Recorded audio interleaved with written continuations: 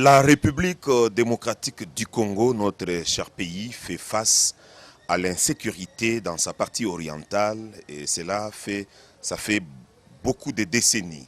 Aujourd'hui, il est clair que c'est le Rwanda qui nous agresse via les M23. Et pas mal de démarches diplomatiques sont menées par la haute hiérarchie du pays pour régler cette affaire. Après les élections de décembre dernier, nous avons un président élu, nous avons des députés nationaux élus et le pays est en suspense. Nous attendons là le chef du gouvernement, je voulais dire les gouvernements ou l'équipe de l'exécutif devant mener la politique du deuxième mandat du chef de l'État Félix Antoine Tshisekedi Tshilombo. Mesdames et messieurs, merci d'être là au rendez-vous de ces magazines plateau politique. Ces deux sujets soulevés vont nous aider à commenter, à sculpter l'actualité de notre pays avec notre invité, M. Dieudonné Kandé, qui n'est pas du tout nouveau, il est un habitué de ces magazines. Bonsoir, M. Dieudonné. Bonsoir, monsieur le journaliste Josué. Merci de répondre à notre invitation. C'est à moi de vous remercier de m'associer à cette réflexion pour parler de notre pays. Alors, on entame déjà l'émission. Quels sont aujourd'hui les vrais problèmes, je voulais dire, les vrais et grands problèmes, défis de notre nation? S'il faut en tout cas prendre la période de 60 à nos jours. Puisque c'est comme si le cycle revient toujours, les mêmes problèmes reviennent. Oui, nous avons été État indépendant du Congo et vous comprenez que nous étions déjà indépendants. Mais tout en ayant ces statuts, nous étions en train de produire pour le roi Léopold II et derrière lui pour les pays occidentaux. Ensuite, nous devenons une colonie. Voilà déjà la contradiction. Un État indépendant qui passe de l'indépendance à la colonisation. Et là, la Belgique joue un rôle, toujours en train de défendre les intérêts des Occidentaux. Et finalement, avec la vague des indépendances, nous redevenons indépendants. République démocratique du Congo. Mais après cette indépendance, qu'est-ce que cette République, avec le père fondateur, se donne comme objectif à atteindre? C'est dans l'hymne national. Et une des phrases dans cet hymne national, il dit « Nous bâtirons un pays plus beau qu'avant ». C'est ça la vision globale des pères d'indépendance. Faire du Congo indépendant un pays prospère, puissant, développé, démocratique, au cœur de l'Afrique, mais au-delà de ce que nous avons hérité de la Belgique. Aussi bien sur le plan des infrastructures, de l'économie, de l'éducation, etc., etc. Et donc, aujourd'hui, le défi peut se résumer dans le défi de développement. Et il n'y a pas de développement sans paix. Voilà pourquoi vous avez abordé la question liée à la sécurité. Et donc, puisqu'il n'y a pas de développement sans paix, cette guerre qui nous a été imposée en utilisant les pays agresseurs aujourd'hui, qui n'est plus à cacher, le Rwanda, derrière lequel certaines puissances à travers des multinationales se cachent, c'est le défi sécuritaire qui nous impose une politique de sécurité qui tienne compte de tout ce que nous venons de vivre il y a 30 ans, presque. Depuis 97 à ce jour, quand on a fragilisé ce pays, nous devons faire une réflexion approfondie qui doit nous conduire à quoi? Nous conduire à se dire que nous devons organiser des forces de sécurité et de défense de manière professionnelle. Les équiper, bien les former, et bien le rémunérer. Ici, j'ouvre une parenthèse pour dire, en la matière, c'est la théorie du solde. En la matière, on n'entre pas dans les forces de sécurité et défense pour s'appauvrir, ni s'enrichir. Tant il est vrai qu'on n'entre pas non plus en politique pour s'appauvrir, encore moins pour s'enrichir. On entre dans les forces de sécurité et défense pour garantir la sécurité de biens et de personnes, pour protéger l'intégrité du territoire national. Et il y a la théorie du solde, c'est-à-dire les pouvoirs publics mettent à la disposition des éléments de force de sécurité et défense tout, on va dire, le besoin basique pour leur vie. Et lorsqu'on défalque toutes ces interventions, on laisse à ces agents ce qu'on appelle le solde. Et donc aujourd'hui, il se pose un problème dans le pays autour de ce que j'appelle la politique salariale, où des voix s'élèvent pour dénoncer des inégalités, sinon des discriminations. De ce point de vue, nous suggérons au pouvoir public de procéder par une réforme monétaire pour la création d'un nouveau franc, mais aussi procéder par la mise en œuvre d'une politique salariale nationale pour veiller, vous allez poser votre question, à la répartition équitable du revenu national et réduire les disparités qui peuvent contribuer dans cet environnement assez délicat à la propension des frustrations. Alors, parlons du défi du développement qui exige la paix. C'est un idéal depuis l'indépendance, vous avez dit, les pères de l'indépendance se sont fixés cet idéal. Alors, est-ce que les développements, vous pensez que ça peut s'acquérir dans la division, dans la frustration? Parce que quand vous relancez les débats sur les revenus nationaux qui n'est pas partagé de manière équitable, ça veut dire qu'il y a des gens frustrés. Vous pensez qu'on peut parler le même langage du développement lorsqu'il y a entre nous, Congolais, des divisions? Oui, on nous enseigne que pour bien s'orienter vers où on part, vers les objectifs que nous nous sommes fixés, nous devons d'abord nous poser des questions, mieux savoir d'où on vient. Nous disons ici que nous venons des pères de l'indépendance qui ont milité et acquis l'indépendance, évidemment l'indépendance politique. La petite parenthèse, les débats sur les questions économiques étaient séchés en Belgique. Les gens se sont accrochés au pouvoir politique, mais la politique elle-même ne peut réaliser ses objectifs à travers des plans et des programmes que si elle a des ressources, que si elle a de l'économie, c'est-à-dire la production. Et la production, c'est des finances. Et donc, lorsque, comme vous avez soulevé, l'unité que nous recherchons, le développement, ce n'est pas l'affaire de la classe politique. Le développement, c'est l'affaire de tous les Congolais. Tous les Congolais. Et chacun doit, là où il se trouve, jouer pleinement son rôle pour accompagner ce processus de développement qui doit être résumé dans un plan. Et lequel plan doit être financé, mais aussi évalué. C'est alors seulement que nous sommes unis pour accompagner la mise en œuvre d'un plan, du plan national de développement, avec tous les secteurs déterminés, tous les budgets affectés, et nous y veillons nous tous, pouvoir public, société civile et population, plus le monde des affaires, parce que le développement du Congo, c'est le bien-être de tous les Congolais. Donc ce n'est pas une question seulement de politiciens. Et ici, le lieu d'interpeller la classe politique pour dire que le peuple de ce pays n'attend pas d'elle toutes ces querelles inutiles.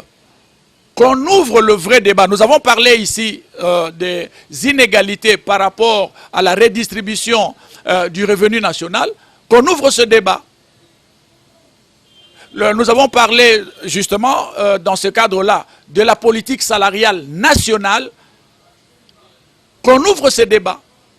Et apparemment, l'homme politique congolais, que ce soit de l'opposition ou de la majorité au pouvoir, ne se soucie que des fonctions, ne se soucie que du gâteau aussi. Il faut emprunter le langage de ceux qui appellent, ceux qui parlent de partage du gâteau. Oui, c'est bien dommage. Je disais qu'on ne vient pas en politique pour s'enrichir ni pour s'appauvrir. On vient servir la nation. Et la nation vous rétribue de manière équitable, comme disait le leader Maximo, dans la pratique de la justice sociale distributive. Dans la construction réellement d'un état de droit, c'est-à-dire un état respectueux des droits humains. La constitution de la République démocratique du Congo est une constitution droit de l'homiste. Il y a plus de 50 articles qui veillent sur le droit de l'homme. Il suffit d'appliquer ces choses et la vie sera vivable et la population va se retrouver. Et l'homme politique doit veiller à ce que cela se fasse. Malheureusement, l'homme politique congolais se perd dans d'autres choses. Voilà pourquoi les acteurs de la société civile, qui ne sont pas des opposants, mais qui sont des partenaires des pouvoirs publics, pour accompagner ce pouvoir public à la réalisation des objectifs nobles du développement et du respect des droits de l'homme, lorsque les choses se font normalement, la mobilisation est faite par la société civile pour accompagner. Et lorsqu'il y a de quoi... Il y a des doutes sur la neutralité de la société civile. Non, non, mais je suis en train d'y arriver. Lorsqu'il y a de quoi, la société civile tire la sonnette d'alarme pour qu'il y ait rectification. Et donc, la société civile pratique la neutralité positive. Quand c'est bon, mobilisation tous azimuts pour accompagner, pour que ça aille, parce que c'est l'intérêt général. Et quand il y a des couacs, comme maintenant, nous sommes en train de dire que certaines langues, c'est des lits pour dénoncer les inégalités et les disparités. Et donc, nous, en tant que société civile, nous tirons la sonnette d'alarme, mais nous proposons des voies de sortie. Nous parlons de la réforme monétaire avec le nouveau franc et la redéfinition ou la définition d'une politique salariale nationale qui veille à ce que les disparités puissent disparaître. Le développement, un défi, oui, mais cela suppose ou exige également un planning, non? Absolument. Le développement de la RD Congo a besoin de moyens. Des moyens pour produire l'électricité qui va accompagner la production économique. Et donc, le barrage d'Inga, les autres barrages qu'on est en train de construire, l'exploitation de l'énergie solaire et toute autre forme d'énergie, ça doit être la priorité des priorités. Lorsque nous avons l'énergie, nous devons avoir des voies de communication. Route, rail, eau et air. Au jour d'aujourd'hui, nous avons des difficultés énormes sur le plan de l'aviation. N'ayons pas honte de le dire. La société nationale traverse des moments difficiles. Les chemins de fer nous légués par la colonisation, nous n'avons pas construit de nouveaux kilomètres de chemins de fer. Ça veut dire qu'on n'a pas créer un pays plus beau qu'avant. Nous sommes dans le processus. J'espère que le message est en train de passer. On ne peut pas, dans ces vastes pays sous-continents, ne pas avoir un œil regardant sur le développement du chemin de fer, de la voie ferrée. sur le développement de l'exploitation fluviale. Parce que quand nous avons l'électricité, quand nous avons les voies de communication, eh bien, les productions économiques seront évacuées pour la consommation en interne, mais également pour la consommation extérieure qui va nous ramener des devises.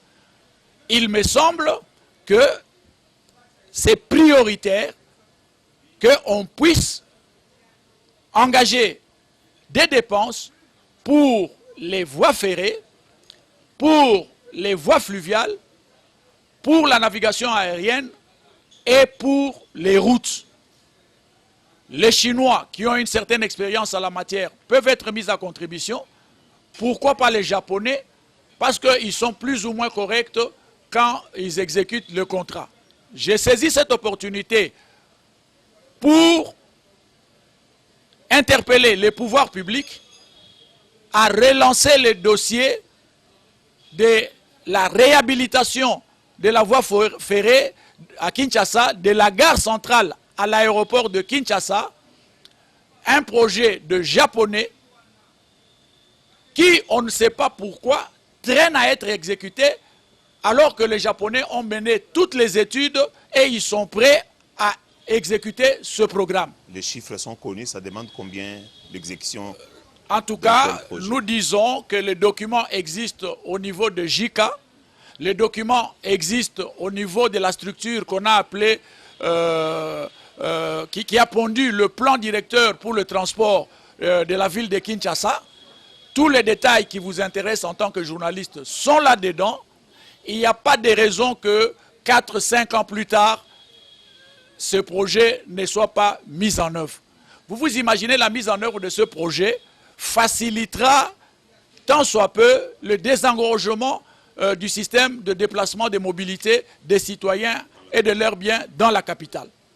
Et s'il y a des entreprises nouvelles à créer, c'est une bonne chose que ces entreprises créent de nouvelles voies qui moins à aéroport, qui moins à Kinsuka, etc., etc.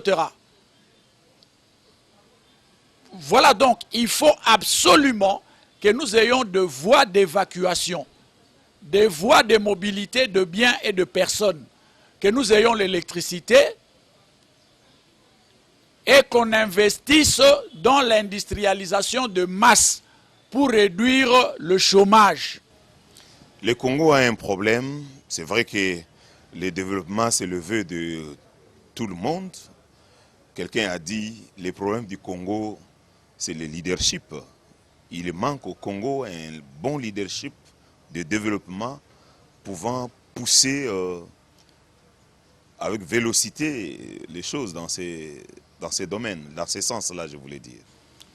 Bon, nous disons que les leaders se sont succédés, notamment à la présidence de la République. Chacun a offert depuis 1960 à ce jour ce qu'il pouvait offrir. Le chef de l'État, Félix Antoine Tshisekedi Tshilombo, a l'expérience d'autant de prédécesseurs avant lui. Il a la connaissance de haut et de bas et il a l'expérience de ces 5 premières années qu'il venait de passer. Et le jour de sa prestation de serment pour sa seconde mandature, nous avons cru entendre dire que tout sera mis en œuvre pour que les erreurs du passé ne soient pas rééditées. Nous lançons un appel solennel à notre chef de l'État pour qu'il veille effectivement que les erreurs du passé, depuis 1960 à aujourd'hui, ne soient pas rééditées. Il parlait de ces erreurs, des erreurs de son premier mandat, il parlait ou des erreurs de la République. Il parlait des erreurs de son premier mandat. À cela, nous, en tant qu'analystes de la société civile, nous ajoutons également l'héritage du passif qui l'a précédé. Aidez-nous à votre entendement, avec un regard observateur. Quelles sont quelques erreurs du premier mandat ou depuis 60 jusqu'à ce jour? Quelques erreurs qu'on ne devrait pas rééditer. Bon, je ne vais pas me mettre ici à citer les erreurs, mais je vais rendre témoignage que le professeur Luzolo, conseiller du chef d'État honoraire Joseph Kabila, avait fait une déclaration en son temps que l'IGF, l'inspection générale des finances, chien des chasses, a relevé beaucoup des incongruités en matière de gestion. Et le président a dit à toute la nation qu'il y avait des problèmes au niveau de la justice. Donc c'est autant de défis que nous devons relever pour rendre notre justice juste, équitable, qui puisse avoir la confiance du peuple et des investisseurs. Nous devons arriver à la transparence dans la gestion de la chose publique et que les acteurs politiques ne confondent pas le bien public de bien privé qui leur appartiendrait. Si nous parlons aujourd'hui, nous participons à ces débats, c'est parce que nous considérons que le Congo, la République démocratique du Congo, est notre maison commune, est notre bien commun. Et en tant que tel, nous avons un mot à dire à ces biens successoraux qui nous appartient aussi. Parce que les animateurs des institutions agissent par délégation de pouvoir. Et la souveraineté primaire appartient à la population, au peuple. Et ces animateurs des institutions sont au service de la population, au service de la nation, en gérant les ressources de la nation, les ressources qui nous appartiennent à nous tous. PDG d'entreprise, président de conseil d'administration, administrateur, ministre, député, pouvoir judiciaire, etc., etc., pouvoir public d'une manière générale, ils sont là au service de la nation. Ils ne gèrent pas leurs biens privés et nous n'entrons pas dans les débats de la gestion de leurs biens privés. Nous parlons du bien public qui nous appartient à nous tous et de la redistribution équitable des revenus nationaux. Puisque la République démocratique du Congo est une maison commune et qu'à chaque fois qu'il s'agit du Congo, nous avons droit au chapitre, nous attendons tous la sortie du gouvernement. Alors, à votre entendement, comment et quel doit être les défis de cette équipe de l'exécutif? Ils doivent s'attaquer dès l'entame du jeu de quelles questions? Le social, la guerre à l'Est, le développement? Oui, nous avons dit tout à l'heure que il n'y a pas de développement sans paix. Monsieur le journaliste, vous ne pouvez pas vous imaginer combien la guerre à l'Est, quelque part, coûte à la République et constitue également un goulot d'étranglement au niveau du développement global dans la nation. Tout l'argent qui est utilisé pour la guerre à l'Est, on serait en situation de paix, permettrait un grand développement de l'Est si tout cet argent était orienté développement. Aussi, cette situation d'instabilité à l'Est,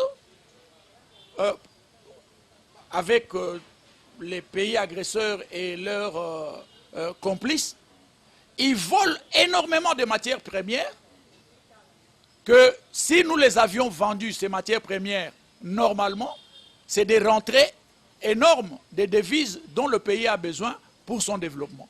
Et donc, il me semble que une des priorités, c'est la paix sur toute l'étendue du territoire national, mais la partie Est étant totalement déstabilisée pendant plusieurs décennies, avec tout ce que nous avons comme conséquence en termes de déstabilisation des familles, nos parents, nos sœurs, nos frères, nos compatriotes qui vivent à l'Est, et des pertes en vies humaines des militaires engagés au front et les troupes civiles Ouazalendo qui viennent au secours, etc.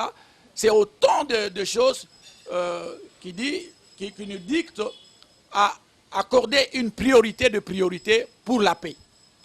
C'est-à-dire que nous devons nous armer, nos forces de sécurité et de défense doivent être suffisamment dotées des armes qui répondent aux défis sécuritaires en face de notre pays. Donc vous privilégiez le chemin de la guerre. Non, ne me faites pas dire ce que je n'ai pas dit. Dans tous les cas, on ne va pas croiser les bras lorsque les assaillants entrent chez nous pour tuer nos parents, nos enfants, nos frères et sœurs et compatriotes. Nous devons nous défendre et si c'était possible, aussi loin que cela peut nous amener. Au-delà de ça, il nous faut le plan de développement. Il y a des signaux avec l'agriculture et la réinsertion des enfants désœuvrés, avec l'expérience du général Kassongo, qu'on doit multiplier. Imaginez-vous qu'on lui donne suffisamment du matériel et qu'on déploie ces activités dans les 26 provinces. On va rencontrer le défi de la sécurité alimentaire. Nous avons l'expérience des 145 territoires. C'est inédit. Mais ça doit continuer. On ne doit pas se limiter à 170 écoles. Non, qu'est-ce que je dis? Plus de 200 écoles, si je ne m'abuse. Plus de 100 centres hospitaliers, de bureaux, etc. On doit accompagner la CNSA, la gestion des pensionnés du secteur public. Cette activité bien gérée peut produire des banques. Et ces banques-là peuvent financer les logements sociaux pour les fonctionnaires et pour l'armée. Et le président, il a également, le gouvernement, ils ont également des ressources à exploiter. C'est le génie militaire.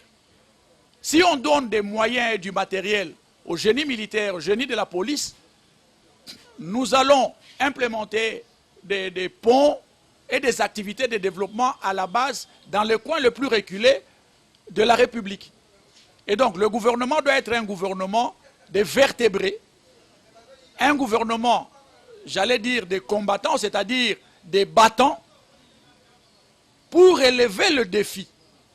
Ça ne doit pas être des consommateurs des recettes publiques, des gens qui sont là pour apprendre, c'est encore à vérifier, ngai na kolia nini soki na signé contrat oyo par nanga ezawapi, et voilà, donc ça c'est le nivellement vers le bas, et ce sont des antivaleurs pour lesquelles le père de la démocratie qui ont milité sous Mobutu. Pour régler cette question ouais. dont vous regrettez là, pourquoi pas mettre en place un gouvernement de technocrates en lieu et place de gouvernement de politiques? Puisque ça fait 2, 3, 4 gouvernements qui se sont succédés, plein de gouvernements de politiques, et nous sommes là où nous sommes. Pourquoi pas un gouvernement de technocrates cette fois-ci? Oui, je ne veux pas rentrer dans ces débats de terminologie. Ce qui compte, c'est le résultat que réalisent ou les politiques ou les technocrates. Et ces résultats n'est rien d'autre que la mise en œuvre d'un plan. Un plan qui doit être financé. Et donc, si chaque ministère a un plan qui doit exécuter, et que le pouvoir législatif, l'Assemblée nationale, fait son travail de contrôle, l'IGF et la société civile, tout le monde veille à la mise en œuvre du plan et dénonce les égarements. S'il y en a dans cette mise en œuvre, il y aura des rectifications et le résultat sera atteint. Et s'il y a des gens qui se permettent de confondre les recettes de l'État à leur propre poche, qu'on les mette hors d'état de nuire. Le mandat ici, c'est le second et dernier mandat du chef de l'État jusqu'à preuve du contraire. Et donc le chef de l'État n'a pas droit à l'échec. Et je crois qu'il comprend ça. qu'il en est très conscient. Et pour ce faire, il faut une équipe de l'exécutif qui l'accompagne à ne pas échouer. Alors, comment répondre à celui qui a dit qu'on peut bien avoir des visions, des plans, des hommes, mais il ne faut pas mettre de côté l'influence occidentale, l'influence de l'extérieur qui vient toujours pour mettre les bâtons dans nos roues, freiner, n'est-ce pas, l'élan du développement. Oui, c'est des bonnes guerres. On est venu... L'influence au Congo, il y en a eu depuis 60. Tout à fait. On est venu trouver ces choses-là sur la planète Terre. Il y en a qui se sont octroyés comme ça le droit d'étouffer les autres, etc., etc. Le Congo est considéré comme un bien bien qui appartient à l'Occident, à certains États, etc., etc. Et ceux-là ne vont pas nous laisser libres. Conscients de cette réalité, nous devons être à la hauteur de la gestion de ce Congo face à ce genre de considérations. Nous ne sommes pas le seul pays qui a subi la pression de ces amis-là. Mais si nous citons les États comme le Japon qui a connu les conséquences de la guerre mondiale, si nous citons des pays comme la Chine qui a traversé une crise innommable, mais ils sont passés par une prise de conscience collective, une prise de conscience du leadership politique, notamment dans le chef de Mao Tse-tung pour le cas de la Chine, et tous les autres pays, l'Inde, etc., etc., la Corée, pourquoi pas, les gens se sont mobilisés et ils ont dit, nous relevons le défi, nous développons nos États avec les réalités de la planète, c'est-à-dire il y aura des gens qui nous mettront les bâtons dans les roues, mais il nous appartient d'enlever ces bâtons parce que nous voyons qu'ils ont mis des bâtons, nous les enlevons et notre roue continue avec notre véhicule. Voilà, donc nous n'allons pas rester dans les jérémiades en train de pleurnicher, nous devons saisir les taureaux par les cornes, courageusement, c'est dire dressons nos fronts, longtemps courbés, et bâtissons finalement ce pays prospère, puissant et grand, tel que l'a rêvé le père de l'indépendance et les générations qui ont suivi, qui ont milité pour la démocratie en République démocratique du Congo. Les Congolais qui ont exigé l'indépendance étaient animé d'un nationaliste, d'un esprit d'unité nationale, au point d'exiger la libération de Lumumba pour qu'il participe à la table ronde en Belgique. Vous voyez ces mêmes sentiments dans les chefs des Congolais d'aujourd'hui, quand Lumumba, qui avait les moyens de contrôler la présidence et la primature, l'Assemblée nationale, je voulais dire, mais il a quand même cédé à la Bako et allié la présidence. Les Congolais d'aujourd'hui peuvent rééditer le même esprit. Avec un peu de transcendance, ils le peuvent. Aujourd'hui, mis à part des imperfections que nous pouvons corriger, la vision qu'on appelle union sacrée, c'est-à-dire réunir le plus grand nombre de membres de la classe politique pour une vision qui voudrait que la paix revienne en République démocratique du Congo et que le Congo se développe. Ce n'est pas une très mauvaise lecture, mais ça demande de la transcendance dans le chef des animateurs. Et cette expérience que vous avez relevée de l'histoire de notre pays, mais c'est une grande symbolique qui manifeste que le Congo est né sous la coupe de l'unité nationale. On appelle quelqu'un qui est en prison, dont on reconnaît la lutte, pour rejoindre ses frères en Belgique pour négocier. Dans un grand rendez-vous historique. Et lui aussi, à son tour, il rend l'ascenseur lorsqu'il fallait former le gouvernement, etc., fort de sa majorité. Il dit au nom de l'unité nationale. C'est des exemples que nous devons suivre. Il y en a eu dans le pays. Je crois que c'est à rééditer aussi que les gens acceptent que le train de vie des institutions soit re-questionné. Je vais vous demander, puisqu'on va déjà terminer d'ici peu l'émission, évidemment, quels devraient être les comportements de l'opposition dans ce deuxième mandat? L'opposition, la société civile et les Congolais en général. On met de côté ceux qui dirigent, ceux de la majorité, ceux de l'union sacrée.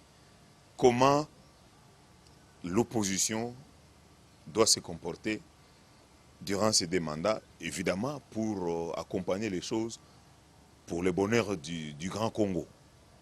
Oui, une des premières choses, c'est qu'on doit tous nous plonger dans la philosophie. Notre Congo sera toujours uni et gardera toujours son unité.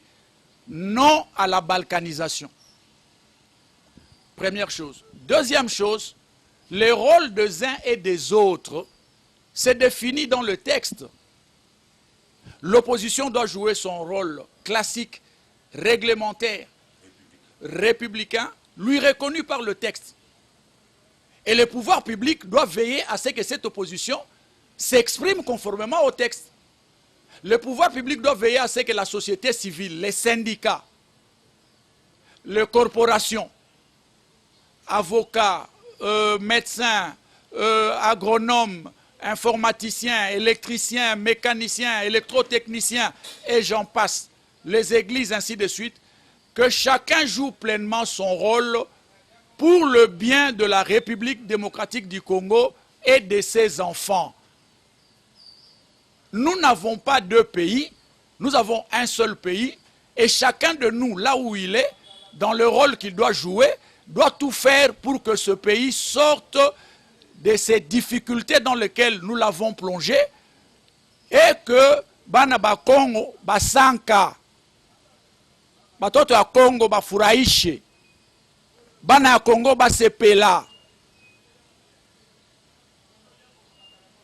C'est cela. Donc ça doit être l'idéal de tout Congolais normal. Tout Congolais aimant Tout ce pays. Tout citoyen congolais doit participer à l'émancipation du Congo.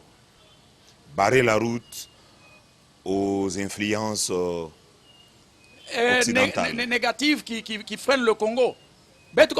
Congo kwenda na ntwala.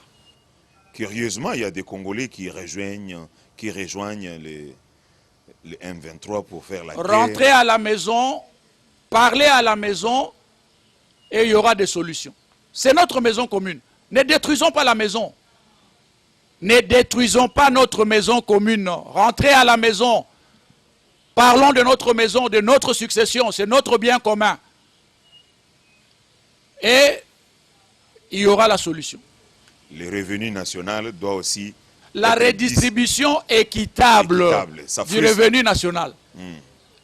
Quand ce n'est la pas... révisitation ou le questionnement du train de vie des institutions. Et Étienne Tshisekedi parlait quand il formait la population ici de la manière qu'il savait faire la justice sociale distributive. Ça manque au pays. La justice sociale distributive. Ça manque au pays. La justice sociale distributive.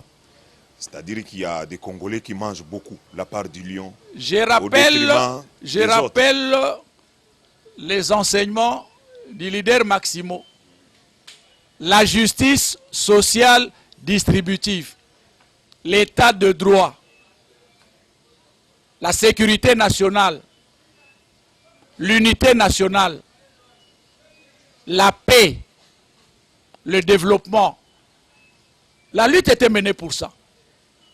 La lutte était menée pour ça, pour ces objectifs-là. C'est comme si... Et nombreux sont ceux qui ont milité et qui se posent des questions aujourd'hui légitimes. Mais nous interpellons nos frères et compatriotes. Nous n'en avons pas d'autres. Nous n'avons pas d'autres dirigeants que nos dirigeants là. Et nous les interpellons. La lutte était menée pour la justice sociale distributive. La répartition équitable du revenu national. L'instauration d'un état de droit et de démocratie au centre de l'Afrique. Le progrès social. La lutte était menée pour ça. Pour ça. Merci beaucoup. La lutte était menée pour ça depuis 1960. Pour le progrès social. Les pères de l'indépendance sont morts pour ça.